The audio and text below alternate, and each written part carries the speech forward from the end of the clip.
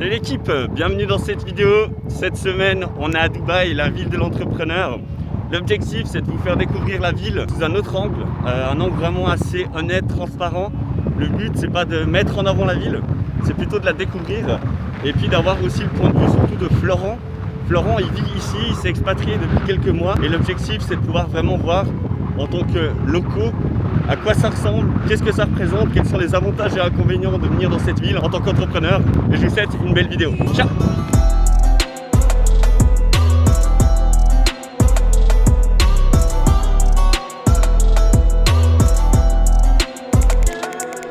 C'est quoi ton a priori sur Dubaï du coup?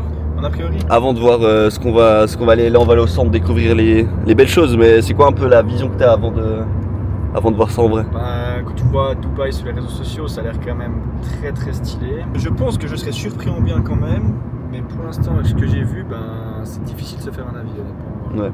C'est vrai qu'il y a beaucoup de brume, donc c'est pas facile de voir un peu à l'horizon. Et puis après, le style, comment c'est, il y a vraiment tout qui est fait pour que tu te sentes bien, je pense. Mais avoir vraiment le centre où il y a tout qui se passe. Là, on va prendre un petit moment pour échanger avec Florent et Lucas. Du coup, Florent, il est expatrié à Dubaï. Ça fait maintenant quelques mois qu'il habite ici. Du coup, l'idée, c'est qu'il partage un petit peu, lui, la vision qu'il a de Dubaï en vivant ici maintenant. Voir aussi, avec Lucas, lui, c'est la première fois du coup qu'il vient à Dubaï. On a toujours un petit peu un a priori, une idée. On visualise Dubaï d'une manière. Puis l'idée, c'est un petit peu d'échanger, de voir un peu avec lui aussi comment il voit la chose, un petit peu l'avant-après, entre la vision qu'il avait avant de venir ici et puis maintenant. Toi, tu t'es expatrié à Dubaï, donc tu as vécu en Suisse toute ta vie. Ça fait 3-4 mois que tu vis maintenant ici à 100%. Ouais. C'est quoi un petit peu peut-être l'avant-après, les choses que tu as envie de partager sur cette expérience? Bon, déjà, je pense que j'ai pas assez de recul pour bien répondre à la question. Faudra me la reposer dans un an quand tu reviendras. Première chose. Et deuxième chose, là, avec le recul, moi, la Suisse m'a donné beaucoup. Je suis très reconnaissant pour ça, mais je pense que pour moi, en tout cas, il y avait certaines limites en Suisse. La première chose ici que je remarque directement, c'est en termes d'opportunités et de networking. Ça, c'est vraiment le premier truc qui est game changer de fou pour moi. Bon, tout le temps, tu as la moyenne des 5 personnes qui t'entourent. Moi, j'ai eu de la chance, j'ai quand même été assez bien entouré. Mais ici, je vois que les gens, c'est encore un autre jeu. Les montants sont pas les mêmes, le mindset n'est pas le même. Ça se répercute sur moi en fait. Parce que je suis stimulé de manière très différente ici. Et puis, tout est beau, tout est grand. Des belles voitures partout, il y a des belles femmes partout, des beaux bâtiments, des belles couleurs. C'est le luxe de partout. J'étais en mode, en Suisse peut-être, dans la situation dans laquelle j'étais en mode ouais, je suis bien, je suis très bien dans ma vie. Et en venant ici, tu te dis, je suis rien, je suis personne. Donc j'ai encore tellement de choses à faire et tellement de choses à prouver. C'est quoi un petit peu le process pour si maintenant tu veux venir un peu t'établir là? Alors le process il est relativement simple. Tu as deux manières en fait de pouvoir venir t'installer ici aux Émirats. Premièrement en fait, soit tu as un employeur ici et puis en gros il te fait ton visa tout simplement. Soit tu ouvres une boîte ici et de par le biais de la boîte tu as un visa. Et ensuite tu fais toutes les démarches administratives, donc tu as une visite médicale pour voir si tu es en bonne santé. Parce que suivant comment tu as certaines maladies, tu dégages tout simplement, c'est assez comme ça. Et ensuite tout simplement il faut faire ton ID, ton Emirates ID, ça prend quelques semaines on va dire. Tu as ton Emirates ID, tu prends ton appart. C'est quoi un peu pour toi la situation, le profil d'entrepreneur? Ça a du sens de venir à Dubaï, tu vois, c'est à quel moment où tu te dis il faut venir ici, c'est là que tu vas pouvoir un petit peu aller plus haut ou casser ce plafond? Je pense qu'il y a plusieurs profils pour lesquels ça peut être intéressant. Je pense qu'in fine, tous les entrepreneurs, ça peut être hyper intéressant de venir ici. Rien si on parle de fiscalité par exemple, c'est très intéressant. Si on parle d'opportunités et de business, je pense qu'il n'y a pas meilleur endroit pour networker et puis avoir un maximum d'opportunités, qu'ici je pense. Et après si on parle de profil un peu plus spécifique, je dirais un jeune qui est ambitieux, qui a la dalle, qui va tourner, je sais pas, peut-être si tu as 10K, tu tournes à 10K par mois à peu près, tu as quelques économies, je pense que c'est un bon moment pour venir. Si tu te sens seul là où tu es, si tu n'es pas dans le bon environnement, etc. Je pense qu'ici tu vas être entouré que de personnes qui sont dans le même délire, qui font du business, donc ça va de toute façon te stimuler, te donner envie de faire plus et t'ouvrir à plein d'opportunités. Je pense que c'est un bon point de départ. Mais il faut peut-être des 5000 balles minimum qui tombent par mois. En dessous ça devient un peu technique, je pense, pour vivre confortablement. Salut l'équipe des entrepreneurs. Bravo à vous d'être encore là. Bien sûr. Non, du coup, petit road trip là dans le désert. On va aller faire quad, jeep dans les dunes. Jeep dans les dunes, ça va être sympa. Et puis quoi d'autre? Ah oui, il y a encore le petit skateboard là. Ah ouais, bon, un peu nul à chier, mais. Non, ça c'est sympa. Okay. On va découvrir ce désert là, il fait hyper chaud donc ça va être super cool. Prendre la crème solaire avec nos peaux d'Européens là. Toi aussi hein, d'ailleurs. Malgré c'est moi à Dubaï. Ouais.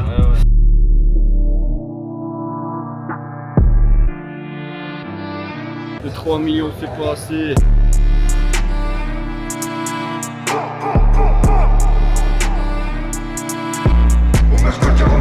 Oh, il a changé. Pourquoi t'as pris full noir? Tu sais que tu vas crever de chaud, mec. Mec, le style avant confort, mec. Oui, le style. Regarde le maillot que tu as. Tu parles de style, C'est mec. le meilleur maillot. Tous les Vous voulez, dans les boire commentaires, dites-le, les gars. Real au-dessus de Barça, tout le monde le sait. C'est 16h, le soleil se couche très vite à cette période de l'année. Et en vrai, ça va, la température, c'est assez agréable. Là, on a fait du coup le quad également avec la voiture là, dans les dunes. C'est assez incroyable, franchement. Je recommande. Est-ce que toi tu recommandes Florent Becker? C'est que du kiff, mec. Que du kiff. C'est des paysans de fou de venir ici. Pépé. C'est la dame. Ah ouais. Tu vas te régaler, Foufou?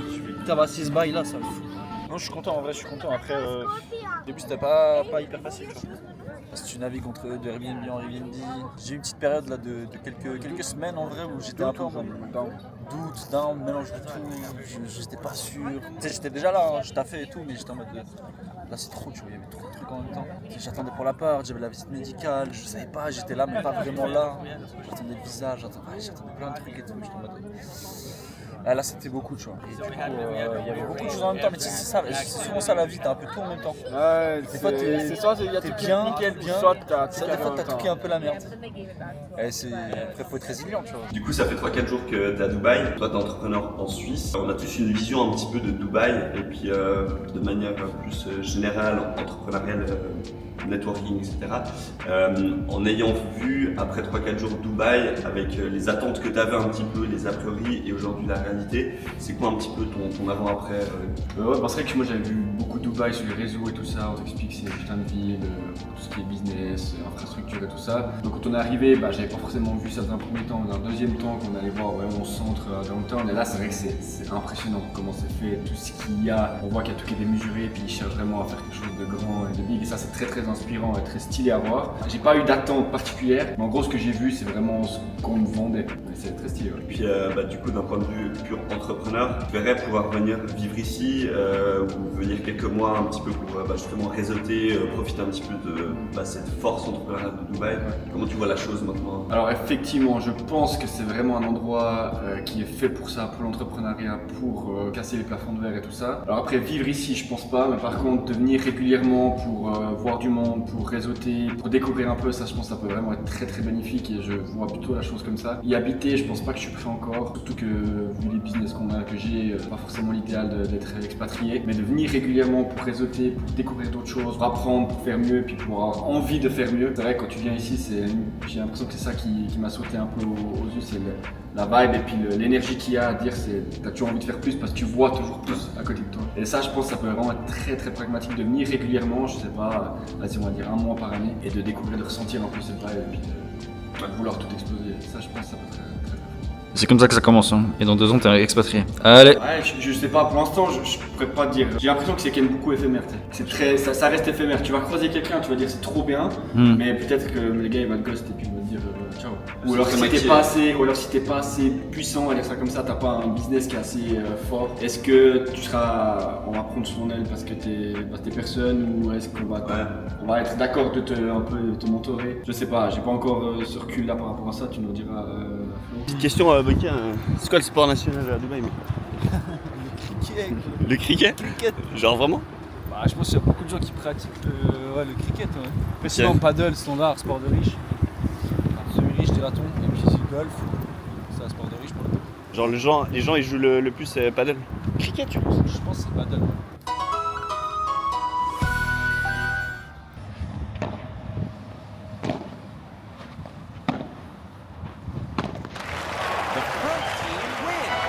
Si je te donne 1 million cash maintenant, t'en fais quoi? Je mets une bonne partie de côté, bonne partie j'investis, je pense que j'achète un appart, en tout cas voire 2. J'investis en bourse, bitcoin, j'attends un peu qu'il soit bien bas. Et puis mec, tout le reste mec, je me fais kiffer mec. Je dirais vas-y 600 000 je pense que je les investis bien comme il faut, et 400 000 genre en mode pour vivre tu vois, plusieurs années tu vois, tranquille. 1 million cash là qui tombe sur ton compte. 1 million, franchement je prends 800, je les divise en 4 voire 5, j'achète full immobilier et les 200 000 qui me restent, vas-y un peu de kiff, un peu de ci, un peu de ça, mais en vrai ça va pas changer grand chose dans ma vie. Mais avec les 800 000 que j'aurais investi, je pense que le million je les retape en 3-4 ans. Donc ça change ta vie connard. En 3-4 ans. Et Moment ça X, change non, ta ça vie. change pas ma vie. Mon théorème je pense que c'est de un mois sur toute l'année. Ouais, là c'est inspirant, hein. T'as pas envie de faire plein d'oseilles quand tu veux. Ouais, justement, mais c'est ça. Parce qu'en Suisse, t'as ce truc où t'es vite, comment dire, en dessus de la moyenne, dans le sens où l'entrepreneuriat, c'est pas forcément la culture du pays. Même si on reste un pays, je pense que t'as beaucoup de gens qui veulent entreprendre. Ouais. Mais c'est pas trop la culture. Et tu viens ici, t'es personne, t'es dans le 1% des mecs qui font le moins d'oseille. Du coup, ça te motive juste à faire plus. Ici, il y a aussi encore presque tout qui est à faire, tu vois. C'est quand même, mec, ça fait pas si longtemps que ça existe, tu vois. Il y a encore Ouais, il y a plein de choses. plein d'opportunités. C'est pour ça que. Et ça se construit partout encore maintenant. Genre, Il y a genre 1000 expats par jour, 1000 personnes qui s'installent à Dubaï par jour. C'est 500 000 par jour qui s'installent à Dubaï. t'imagines? D'ici 2040, ils veulent doubler la population actuelle. Je crois qu'il y a 3,8 millions et ils veulent faire genre 7 millions. D'ici 2040, donc C'est demain. En plus, ils attirent pas n'importe qui, tu vois. Comme tu dis, ils essaient d'attirer des talents, donc des gens qui ont de l'argent, qui sont créatifs, qui vont apporter. Dubaï, du coup, c'est vraiment une ville qui est hyper belle, hyper propre en termes de sécurité. C'est 10 sur 10. Enfin, on peut laisser vraiment, vous laissez votre iPhone par terre, il n'y a personne qui va le ramasser. C'est vraiment assez dingue. La température, elle est folle. Enfin, là, on est au mois de novembre, il fait 30 degrés, donc c'est vraiment hyper agréable. D'un point de vue fiscal, c'est hyper intéressant. Il n'y a pas d'impôt actuellement sur les entreprises. Les entreprises ne sont pas taxées ou à hauteur de je ne sais combien. Mais je dirais les entreprises ne sont pas taxées. Il y a un impôt sur le revenu, mais qui reste très faible par rapport à tous les pays du monde en fait. Donc c'est vraiment hyper avantageux d'être à Dubaï. Il n'y a pas de taxes pour ci, pour ça. Donc à quelque part, vous recevez le salaire que vous versez. Vous avez votre loyer à payer, vous avez la nourriture et puis c'est plus ou moins tout. Il n'y a pas forcément d'assurance maladie, il n'y a pas toutes ces choses. C'est du fonds de taxe qu'on peut retrouver en Suisse ou en France. C'est hyper intéressant fiscalement. Ça c'est vraiment le gros point fort. Après la ville, voilà, elle est très belle. Elle est vraiment construite pour ça. Elle est vraiment construite pour les entrepreneurs, construite pour les gens qui ont de l'argent. Pour bien vivre ici, il faut quand même avoir un certain standard. Mais c'est vrai que c'est pour ça hyper intéressant. D'un point de vue éthique, etc., il y a certainement des choses qui compensent un peu négativement ce point.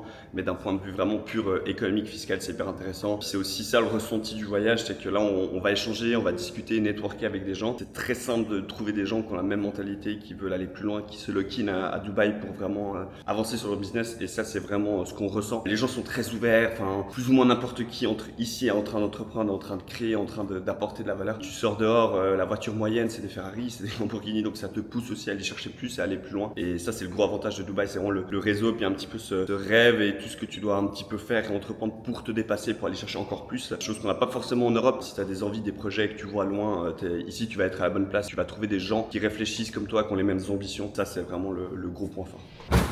T'as un conseil pour ma communauté? Abonnez-vous. Ça, c'est un bon conseil.